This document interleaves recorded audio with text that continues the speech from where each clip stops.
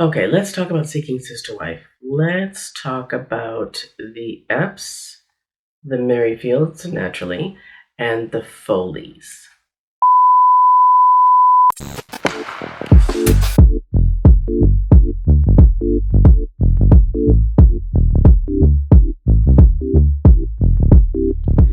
Hey, welcome back to my channel. My name is Debbie. I am the She in Sheality TV. And like I said in the intro, today I want to talk about Seeking Sister Wife. I want to talk about the Epps, the Merryfields, and the Foleys. Normally I would start with the Merryfields, but let's start with the Foleys and get them out of the way. So in this episode, the Foleys go and visit their new house. You know, they're building a house for a plural family. They're building a plural family house, and they want April to come and see the house, right? So April doesn't know. She knows that they're building a house, but she doesn't know that they're building a house with the intention of having her move in with them, right? And be friend to Brenda and whatever to what's his nose. But in addition, they also want April to meet his son, Steve's son, Preston. Okay, Preston is 18, right?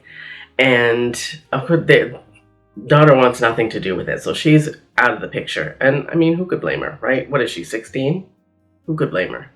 So the son comes over, they give the son the tour of the house, and he's like, oh, blah, blah, blah, it's really nice, blah, blah. I mean, he's 18, right? He can only be so impressed. Then they drop the bomb on him that they're gonna introduce him to April, and he asks how old April is. And when Steve says she's 21, the son is kind of like,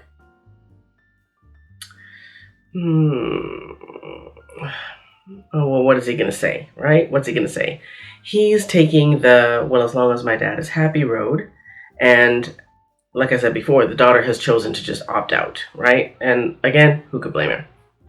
So April comes to the house, she meets the son, and I don't know, looking at April and Brenda, you can see that Steve definitely has a type. And I've said this before. This man, his type is insecure women. And this is going to sound, don't come for me.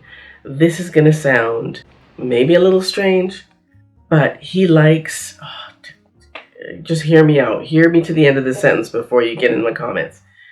He likes women who are not particularly, what's the word I'm looking for? Glam, kinda, like they're kind of dowdy. You know what I mean? Little plain and very insecure. That's his type. And I can see that that's his type because if you look at Brenda and you look at April, they look like, those Russian nesting dolls, those dolls that you take the head off, you take the torso off, and there's another little doll inside, and you keep going, and there's like a smaller and smaller doll.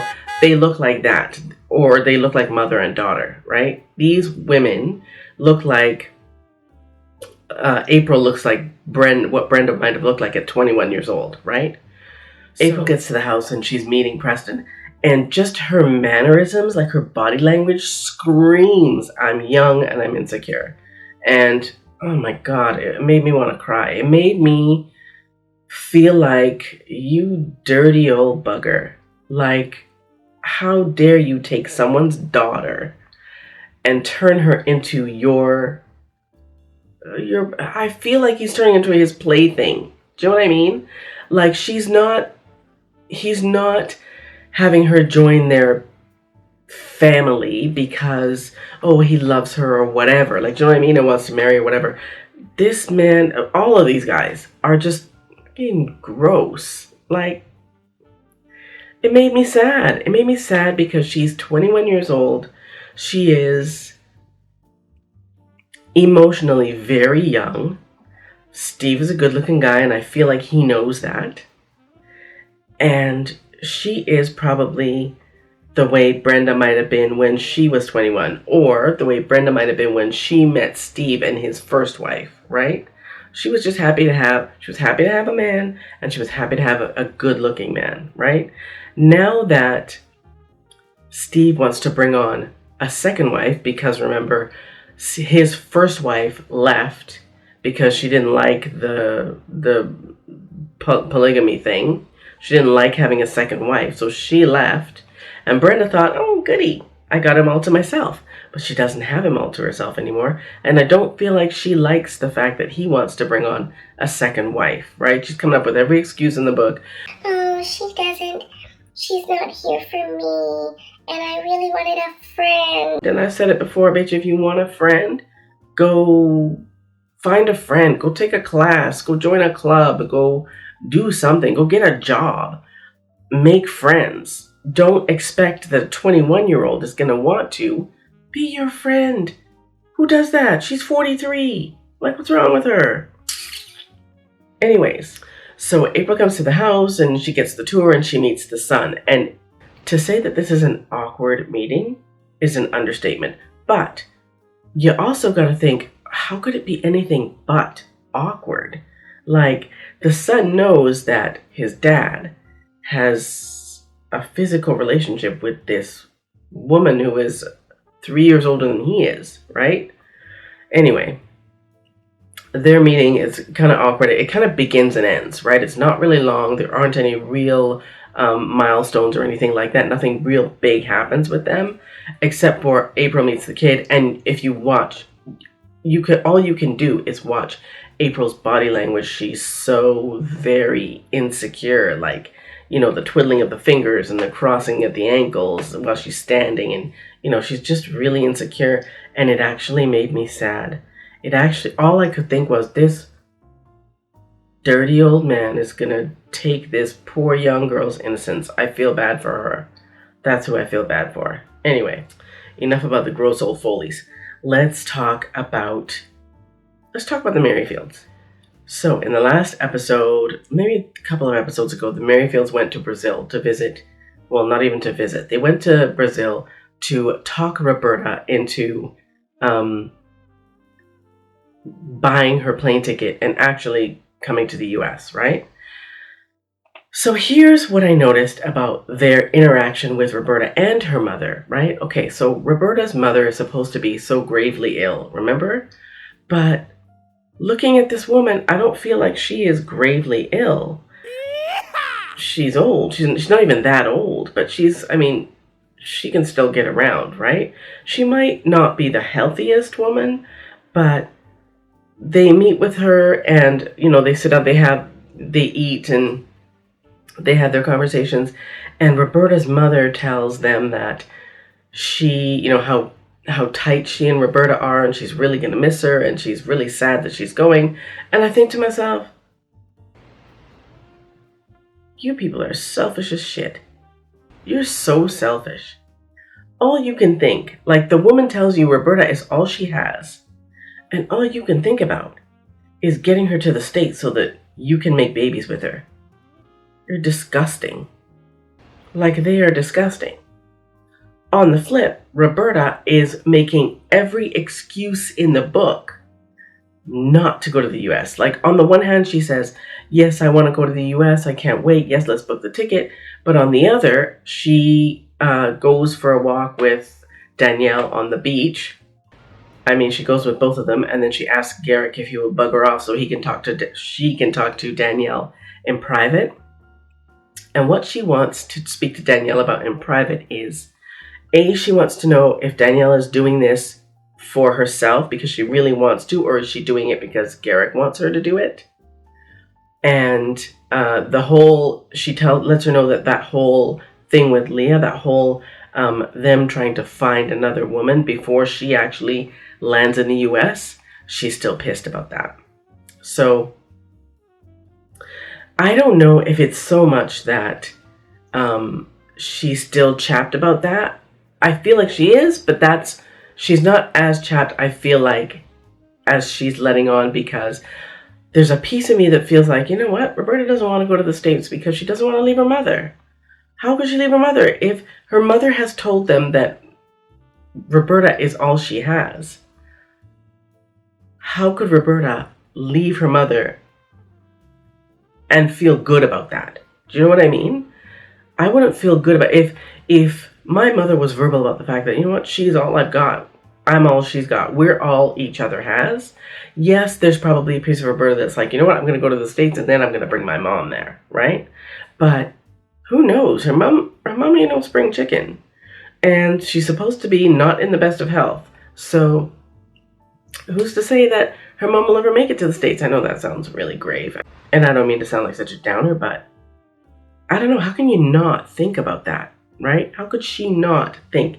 And how could they, Garrick and Danielle, not think, oh my God, we're taking this woman away from her mother, right? Or she's all her mother has. No, they don't care. They don't care. All Garrick wants is to get his jollies. I can't stand the man. I can't stand him. And I don't dislike Danielle, but I feel like, bitch, you're dumb. You're dumb and you're selfish. You're selfish because he's not even your husband anymore, is selfish. And you're both deluded.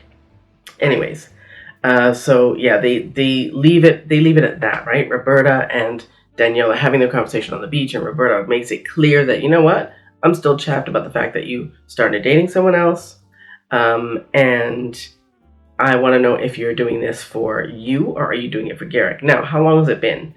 It's been how many years? It's been at least 2 years, maybe 3, maybe 4. And now you're asking that question?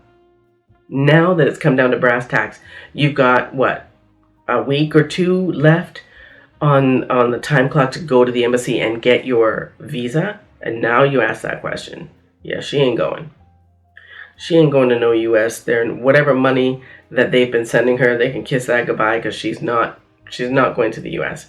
Yes, I know. We've already heard that Roberta supposedly says that, well, they're not following each other on social media, so there's a tip, right? But I've told you guys before, I don't pay any real attention to what they do on social media. Maybe I'll find the video where I explain why that is and put it up here somewhere. But yeah, she ain't going. She's not going. I feel like, I don't know if she ever had an intention to go, right? Because they have been giving her money, so why not drag it out for as long as she possibly can, right?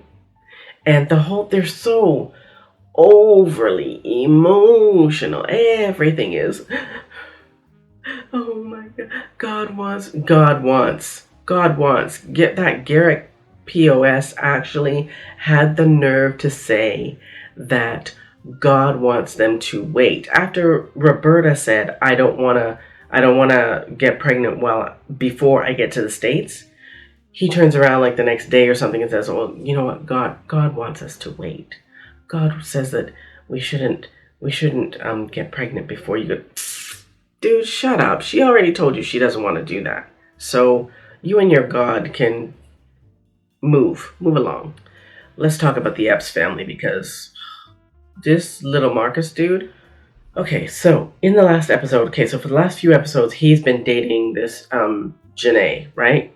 Someone that he met way back in the day, and they've kind of stayed in touch, right?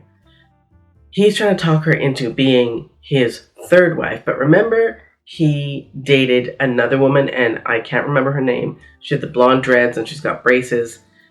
He dated her 1 or 2 times. They went on a couple of dates. So now Marcus has decided that he doesn't just want Janae, he wants them both. He wants 2 new wives instead of 1. Now, you can imagine that India is saying, no, there's no way, no. She's having a hard enough time with 1 new wife, but he wants 2. So in this past episode, he went on a date with Janae, stayed out all night, and India, grilled him the following day because he didn't call. She says she doesn't have his location, but Taryn has his location. She's like, I'm not waking Taryn up at 3 a.m. to find out where you are, right? And he's like, I gave you my location. He says he gave her his location. She says, but something's wrong with her phone and she doesn't have it. And he says, well, I gave it to you. And she's like, yeah, but I don't have it. I don't have it. Regardless of why I don't have it, I don't have it. And she's chapped. Big time chapped. And I don't know. I just feel like, what kind of cologne is this man wearing? What is it about him that makes him feel like he deserved to have 4 women waiting on him hand and foot? What is it about the women that makes them feel like they should be waiting on him? And I don't get it. I don't get it. Marcus, listen, if I saw Marcus on the street, I wouldn't look at him twice. I wouldn't even look at him once. And he's got these 4 women. 4? 4. Dude is like yay big. 4. I'm confused. If it makes sense to any of you, please explain it to me in the comments, because I don't get it. How? Unless it's just for the show, right? Unless the 2 wives are the 2 wives that he's actually, he actually has, and these other 2 are just, making an appearance so they can make a little bit of money, right? And I feel like that's maybe Janae's thing, because, I'm sorry, and same with the other one. I'm sorry, I can't remember her name. But neither of them strikes me as the type of person who would, I don't know, saddle themselves with someone like Marcus. I'm sorry, I just don't see it. I don't see it. Because Marcus expects that, like for the one, he says he called her and she was going out, and he asked her where she was going, and she said out. He wasn't happy about that. She didn't tell him where she was going, and she says, I don't like to be controlled, right? It's none of your business where I'm going, and she's right. But he didn't like that. That's Marcus's problem. He wants to have control over as many women as he possibly can, and he's picked, I don't know how he got the 2 that he's got, to be honest. But the 2 that he wants, yeah, I'm not seeing it. I don't think either one of them is going to give in. And if they do, I will be really, really surprised. Anyways, that's all I've got for Seeking Sister Wife for this last episode of Seeking Sister Wife. Again, and as usual, thank you so much for watching. I really do appreciate it, and I will see you next time.